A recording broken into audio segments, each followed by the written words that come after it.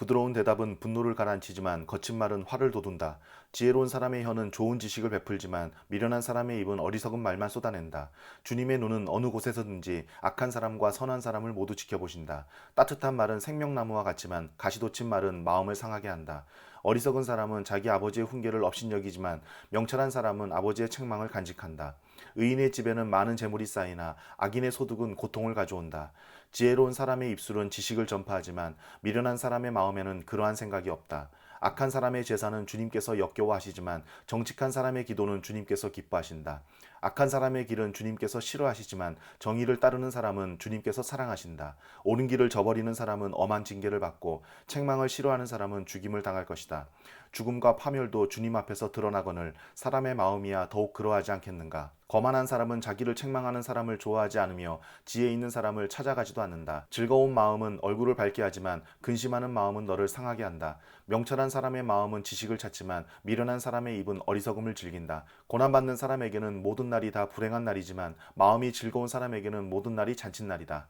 재산이 적어도 주님을 경유하며 사는 것이 재산이 많아서 다투며 사는 것보다 낫다. 서로 사랑하며 채소를 먹고 사는 것이 서로 미워하며 기름진 쇠고기를 먹고 사는 것보다 낫다. 화를 쉽게 내는 사람은 다툼을 일으키지만 성을 더디 내는 사람은 싸움을 그치게 한다. 게으른 사람의 길은 가시덤불로 덮여 있는 것 같지만 부지런한 사람의 길은 확 트인 큰 길과 같다. 지혜로운 아들은 아버지를 기쁘게 하지만 미련한 아들은 어머니를 업신여긴다. 생각이 모자라는 사람은 미련함을 즐기지만 명철한 사람은 길을 바로 걷는다. 의논 없이 세워진 계획은 실패하지만 조언자들이 많으면 그 계획이 이루어진다. 적절한 대답은 사람을 기쁘게 하니 알맞은 말이 제때에 나오면 참 즐겁다. 즐거운 사람이 걷는 생명의 길은 위쪽으로 나 있어서 아래로 난 수올길을 벗어난다. 주님은 거만한 사람의 집을 헐어버리시지만 과부가 사는 곳의 경계선은 튼튼히 세워주신다. 악한 사람의 꾀는 주님께서 역겨워하시지만 친절한 사람의 말은 정결한 재물처럼 받으신다. 불의한 이익을 탐내는 사람은 자기 집에 해를 끼치지만 뇌물을 거절하는 사람은 오래 산다. 의인의 마음은 대답할 말을 깊이 생각하지만 악인의 입은 악한 말을 쏟아낸다. 주님은 악인을 멀리하시지만 의인의 기도는 들어주신다. 밝은 얼굴은 사람을 기쁘게 하고 좋은 소식은 사람을 낫게 한다.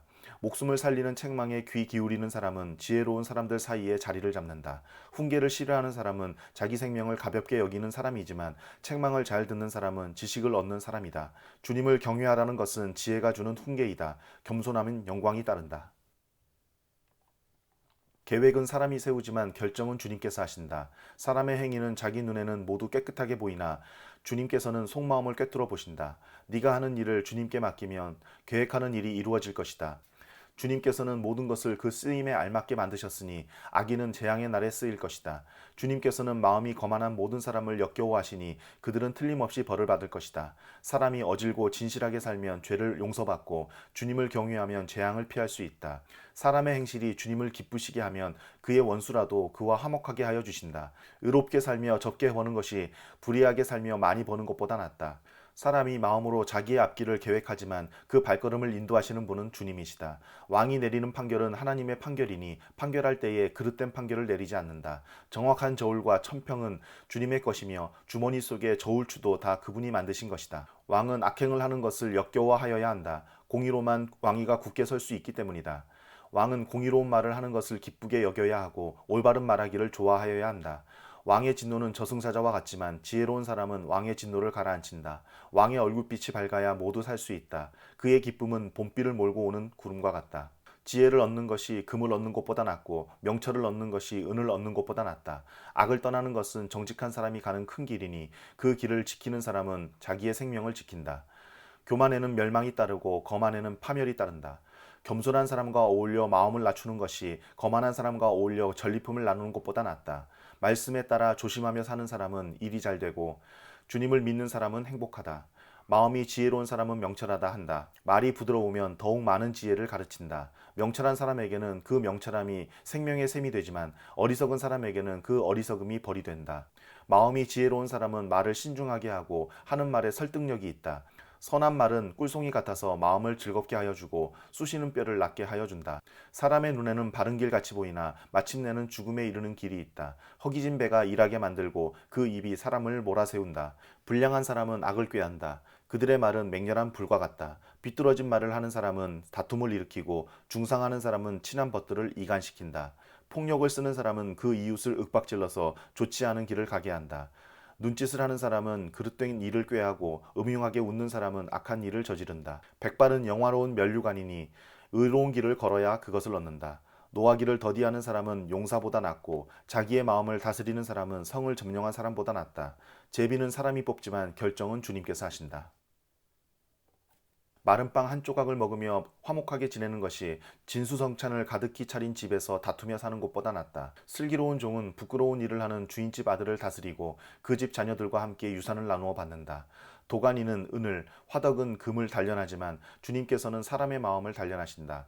악을 행하는 사람은 사악한 말에 솔깃하고 거짓말을 하는 사람은 중상하는 말에 귀를 기울인다.